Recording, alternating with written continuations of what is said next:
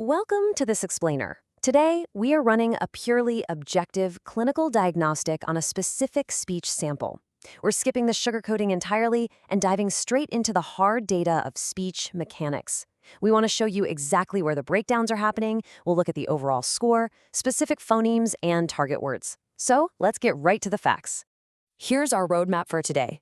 We're covering the overall score and intelligibility, breaking down the phonemes, looking at the top 10 target words, and finishing up with a diagnostic synthesis. Section 1. Overall score. Okay, let's establish our baseline. We're grading on a scale where a native speaker hits a perfect 100 and a CEFR A1 baseline is a 0. The overall score for this speaker, it sits at exactly 62. Now you might be wondering, why 62? Well, while the general speech rhythm allows for basic transcription, there are severe phonemic failures causing deep structural breakdowns. The articulation simply falls below native clarity tolerances. Basically, it forces the system to literally guess the vocabulary. And the primary driver for that score of 62 is this right here. Critical grammatical markers are entirely vanishing. Listen, when you drop a past tense ed sound or a prepositional t, you aren't just mispronouncing a word. You are actively destroying the grammar of the sentence. This is a structural issue that requires immediate triage. Moving right along to Section 2, Phoneme Score Breakdown. We've evaluated the specific sounds from lowest score to highest, and at the very bottom we see a critical mechanical failure. The ah vowel scores a 40 due to severe distortion. It drifts way too close to an sound. Next up is the M consonant at 45. Here, the lips literally fail to close at the end of syllables. Then, the L sound sits at 50 because the lateral articulation is just completely swallowed. At 55, the dropped word final D is erasing past tense markers, and at 60, the T sound suffers from weak plosive force. It essentially makes it completely undetectable. Section 2 continued, Secondary Phonemes. Now, moving up the scale to our secondary phonemes. The K sound scores a 65, showing a really sluggish release inside complex clusters. The R sound gets a 70. The rhoticity is definitely there, but it softens up during longer words. At 75, the V is placed correctly, but it lacks that sharp native mechanical tension. Getting into safer territory, the th sound scores an 80, acting as a reliable grammatical anchor.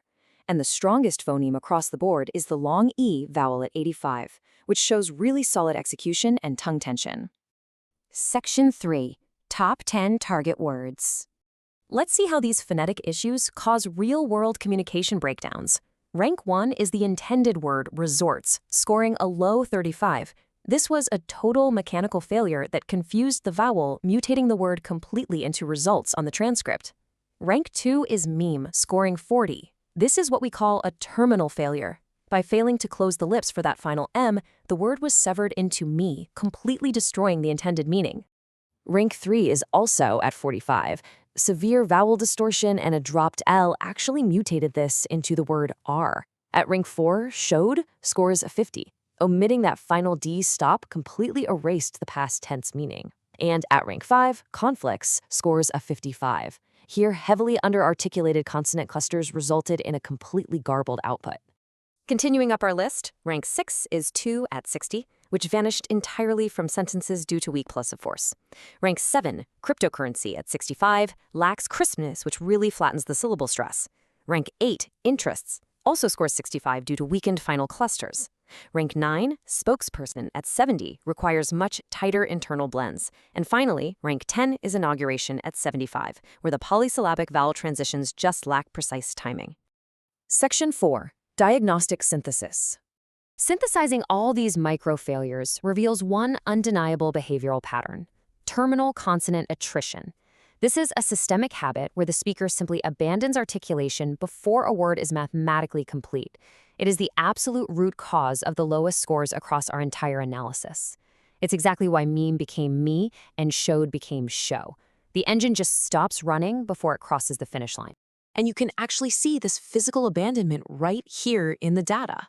Look at the actual waveform compared to the intended one. The sound wave just dies out prematurely.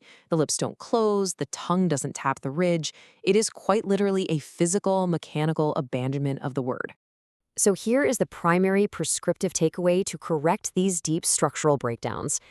If this speaker wants to raise that 62 to an 80 or above, all immediate effort absolutely must be redirected. Stop worrying about perfecting those vowels and start aggressively forcing terminal consonant closures.